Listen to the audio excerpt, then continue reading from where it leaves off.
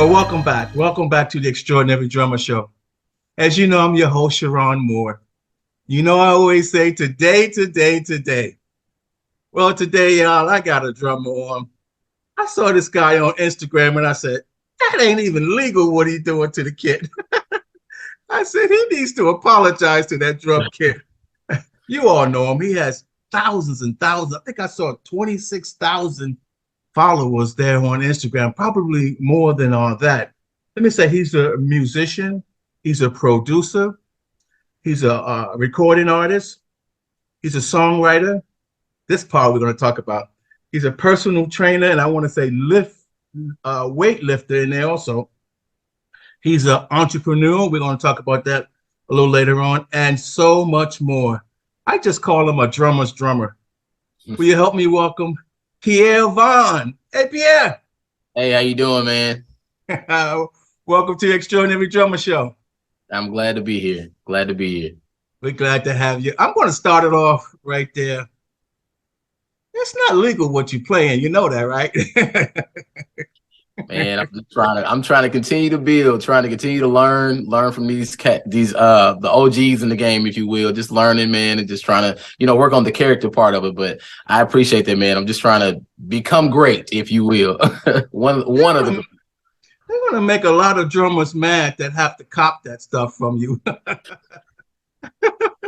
Man, believe it or not, there's a lot of 10, 12-year-olds nowadays that's really playing like I've never seen before, man. So it's pretty great. Let's go all the way back, Pierre. You started playing drums at age 3 in the church? Yes, sir. Yes, sir. Yes, sir. I did. Tell me about it. Man, I started playing drums. I was one of those drummers that just kind of sat behind the drummer, wishing he can play offering. One of those drummers. But they would never let you play. They'll just give you the sticks after church was over with. But my dad kind of gave me the opportunity to play drums. My dad is a pastor. He kind of gave me the opportunity to play drums when he started pastoring after he was a minister. And then when he got his own church, I was the drummer at the church. And from then on, man, I just started playing and just gotten better over the years. So, yeah. How did you do with those shouts? Did those shouts wear you out? Man, you know what? Believe it or not, I used to shout extremely fast. This was before the BPMs were like a big thing. Then I think I could probably estimate I was probably running about 170 on the shout without a BPM, just going fast. And my dad was like, hey, slow it down. Come on. We got to be able to move when we shout. So yeah, it was pretty intense. Take me to high school. What was the scene like in high school? High school was pretty good, man. High school, I'm being modest. High school was amazing. I went to Nashville, Arkansas, played football in school, and I was a quarterback for a great football team, won 3 state championships back to back to back. And high school was just good. I was just that popular guy, the quarterback, if you will. And I really honestly wasn't thinking about music then. I loved drums then, but it was like football was my thing then, and I honestly played football, and don't tell nobody this, but I honestly played football to just not do homework when I got home. So I can go to practice at 4:00 and then, be good. So, but no, high school was good, man. High school was really, really good. Did you get hung up in some of that marching stuff, some of that drum bugle corps stuff? I wanted to be that person that played sports and played in the band also, but they wouldn't allow that at my school, so I couldn't do it. I couldn't do it. I wanted to bad. But I just kind of took it upon myself to learn it, when I got, to college. Speaking of college, I read you studied music theory at college, huh? Yes. I studied music theory. I was actually looking for a percussion class, and I stumbled up on music theory at the college I went to. And I didn't want to learn it because it was hard. But my dad was like, anything that you put your mind to, you can do it. And don't start something and don't finish it. So go through with it. And I stuck it out, man. I stuck it out. ended up passing the class and just learning from then on, just learning how to play music, learning how to play and not just picking up sticks and playing, so just learning my part. Tell me, how was DJ Wade and DJ Heard instrumental to you? Oh, those are my two best friends. So DJ Wade and DJ Heard musically are musical geniuses. And I'm not saying that because they're just my friends. They are musical geniuses, man. And this is after high school playing football. This is when I really started getting into playing drums. They were already into the music. I'm trying to come up with them. So it was plenty of times where we had rehearsals and they will be talking time signatures and different numbers and this, and I'm sitting down the drums upset because I don't know what y'all are talking about. And so I felt left behind. And it was one night I left the rehearsal because I got mad because I didn't know what they were talking about. But over the years, man, they just kind of poured into me and taught me so much. Everything that I'm doing and that I know how to do as far as, the time signatures and the licks that I play and the tastefulness of me playing drums, it stemmed from them, teaching me. And they're not even drummers. They play every instrument, but DJ Heard is a keyboardist and DJ Wade is a drummer. He started off his drums. Now he plays bass. But they teach me so much, man. Till this day, they teach me a lot. And I'm a person, I'm able to ask questions. I want to ask questions like, what do I need to work on? When you look at me and you hear me play, what do you feel that I need to work on? I don't have a chip on my shoulder. I love the criticism. I love to hear, well, I think you need to work on this, or I think you need to do this. I'm like, okay, let me master that. Let me do this. Let me do that. So that's what they played a big role in my life as far as the music part of my life. So yeah. Yeah, who were some of your influences coming up? Ooh. I can go all the way back and say Tony Royster Jr., which is actually a good buddy of mine today. Aaron Spears, when he was playing for Usher back in the day. Amazing. Eric Moore, today, Calvin Rogers still, Josiah Maddox, Lacey Comer, Devin Sticks Taylor, CJ Thompson. The list just goes.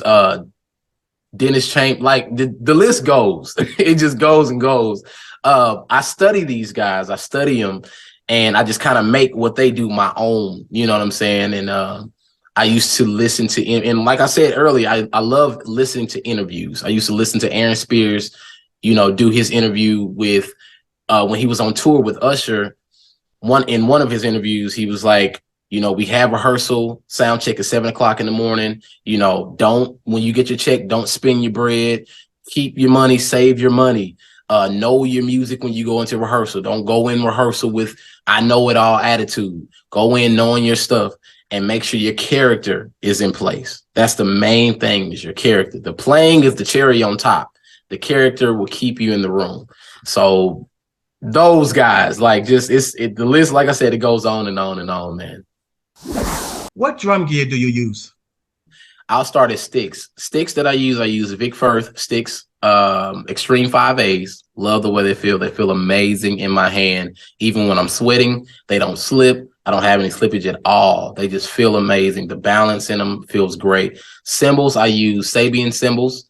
Sabian cymbal. I've just been playing with Sabian all my life, and I just don't want to go anywhere else. The sound of Sabian is just amazing to me. Drums, I play on a Mapex drum kit. I just recently bought it just to kind of test it out, and I fell in love as soon as I put the heads on there. Play on Remo heads. I wouldn't trade Remo for the world. Remo is just something I grew up on. Of course, like you dibble and dabble in other things like the Evans and the other sticks as far as the Pro Marks and the Vaders, but I wanted to go back home to what felt right, which is the Vic Firth sticks, the Evans, the Remo heads, the Sabian cymbals, Mapex, amazing, and hardware DW. Awesome. Let me ask you this one. How did you get into bodybuilding, weightlifting, and personal training? I got into that because I wanted to set a different standard for drummers. And nothing against any musician or whatever, but we have a bad rep of being out of shape, being too big, or being super duper small or whatever. And I wanted to set a different standard. I wanted to show people that you can still be healthy. You know, you can still lift weights, and you can still do all of that and still play drums also. And honestly, it helps you. It helps you. It helps your endurance. It helps your being able to stretch around the drums. All of that, it helps. And a lot of people may not want to be the big guy. You know, I was just wanting to do that because one of the guys I look up to is The Rock, Dwayne Johnson. He's one of the guys I've always seen. I'm like, man, the physique is just crazy. So that's when I really started getting into working out. But I'm like, okay, let me set a different standard to the music. You know, now I'm seeing drummers and musicians on Instagram going to the gym and working out and losing weight. And I'm like, that's what I want to see. That's what I want to see. I want to be the difference maker in the musicians living a healthier lifestyle. I mentioned you as an entrepreneur earlier. Mhm. What business are you in? I'm in the clothing business. I own a clothing line business. It's called Purposeful Vigor, which means intentional passion towards your purpose. And I wanted to build a clothing line for everyone that has a purpose. And I believe that everyone on this earth has a purpose. And once we figure out what that purpose is, that's when success will start for us. And so I wanted to build a clothing line for that. Just talking about everybody's purpose. It may not be music. It may not be working out. It may be you doing hair, you cutting hair. I want the brand to cater to everyone. And that's the goal. Pierre, we do a thing on the show we call Word of Advice, where I ask the drummers, I ask the guests if they'll leave a parting word for the up and coming drummers, but even the guys are at the next level, but that are trying to get traction in this game, in this industry. Would you leave them a word of advice, please? Yes. My word of advice for the up and coming guys and the guys that just are in the music industry is always keep your character intact. Like I stated in the interview, that's one of the most important things that you can keep intact. Even if you get the gig and your character's not right, that's an easy way to get sent home. So always make sure your character is intact. And the drumming, your talent, your skill is the cherry on top of the character. And I've learned this over the years with Aaron Spears. I've learned this over the years with Devin Sticks Taylor. I've learned this over the years with Tony Royster. Those guys that poured into me and had those conversations with me, that was one of the main things they always told me. And I want to take what they told me and spread it amongst the young guys. So your character will keep you in rooms, your character. So that's the most important thing. That's what I want to inspire. I want to inspire young guys to make sure the character is good. I mentioned you as an artist before. Let's talk about the new single, Faith. Tell me Yeah, about Faith. man. Oh my God. Faith. I wrote Faith in 2016. And I was sitting in the gym, actually. I was sitting in the gym. This is when I worked at the gym, and I was writing on a piece of paper, and I written it the first time in 2016. 2019 was the time I actually added the music to it. And 2020, I was going to put it out, but that's when COVID happened. I was like, I don't think I want to put it out yet. And I finally put it out last year. And that song spoke to me in a time of when I was going through a depressed state. I was depressed for about 2 months. And it was, people say depression is real. It's real. And going through that for about 2 months, man, and didn't know what to do. Didn't know what I wanted to do. I didn't know if I wanted to do music. I didn't know if I wanted to do bodybuilding. I didn't know what I wanted to do at that time in my life. And I'm just like, yo, like, what are you doing? So that day, sitting in that gym, I just picked up a pen. And it's cliche because I hear most artists say, I picked up a pen and I started writing. But I literally picked up a pen and I started writing those words. And it's just scripture. just scripture. And that song is like my baby that speaks to me dearly. And so I'm grateful. And I actually had my best friend, DJ Hurd. He was the producer on that. And he helped me out with all of that. So, but I did all the music. I did the arranging. I played the drums on it. I played the piano on it. I had my friend David Bell play guitar. I had my other friend Deshaun play bass on it, Deshaun Lampkin. And I arranged everything and put it all together. And I was nervous to put it out, but I said, you know what, why not? Why not? Why not become an artist? Why can't you become an artist? Pierre, what would you want your legacy to be? I would want people to see me as far as my legacy, a person that